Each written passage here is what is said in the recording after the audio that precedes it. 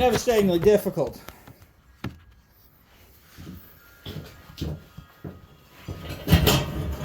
What I was saying, hung up in this extension cord.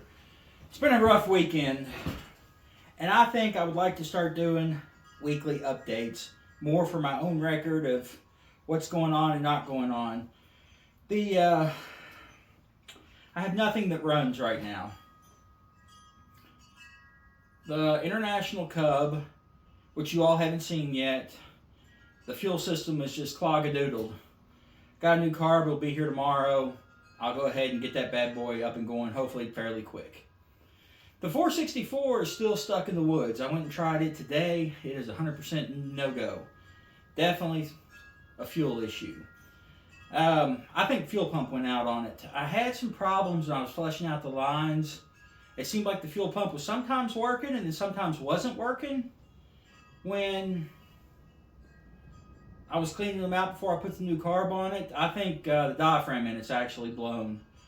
The Farmalls C, that just wouldn't start. I think mainly because it's cold and it's got horrible electrical on it.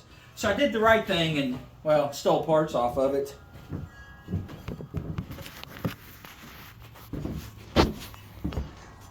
Look at this naked girl. I bet it's been forever since the cultivators have been off the front of this thing. All bolts came out except for this one. And this is actually the one that I would prefer it not come out if I had to have one that was going to be stuck. I don't know what to think about this. I went ahead and straightened ahead, bent push rod that came out of the other tractor, I think. I went ahead and straightened it with a hammer because that's just a good way to do that.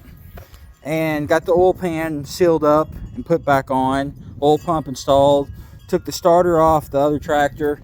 That starter is no good because the solenoid is screwed up in it. You know, these are cheap nothing. So I do want to get another one of those. What was I going to say? I don't understand. The guy, well, I called him. He said, I just don't know if it was locked up. That's what the guy he bought it off of said. Why would you not check that? I did the compression. My compression tester is too small to fit in the spark plug hole, so I did the old finger test. Put the finger in there, cranked it over. They all felt equal. You know, that is not scientific at all, but at least it was something, I guess. So I'm going to roll with this and see if I can get it running. See if there's actually even anything wrong with it. I'd rather have this, the Super C, as my main tractor. The other tractor, it's got a front end that's cracked on it right here, where this is. But it runs and drives. This one I don't obviously know the history on. But like I say, time will definitely tell on it. I don't see why it wouldn't. This one steers ridiculously easy. The C doesn't. Brakes appear to work on this. Of course, I haven't tested the rear end. The PTO's not seized up on this, so that's always good too. A lot of leakage down here by the whatever that hydraulic unit is called. It has slipped my mind. But that's kind of what I'm doing. Waiting on some parts to try to get everything else running. This tractor and the International Cub, the carburetors were dirt cheap. I mean, I'm talking like less than 50 bucks a piece. And I'm fine with Chinese carburetors. If they work great for a year, if I have to replace them every year, it's no big deal. It's literally just a few bolts. But I've got the carburetor for this one. I'm waiting on the manuals to figure out how to adjust the valves. I've got to do that, and then this should be able to go back together. I'm waiting on some fuel components to come too because they are 100% nasty.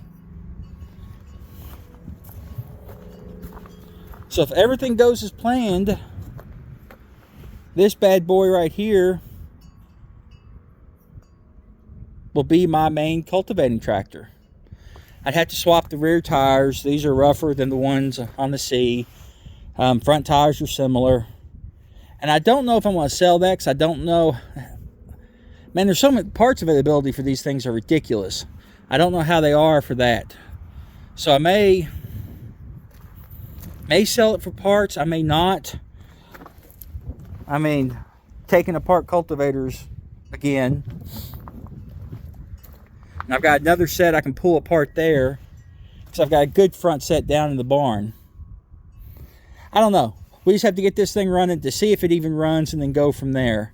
Like I say, again, it's February 20-something, and I just wanted to give a little update of how my weekend's gone.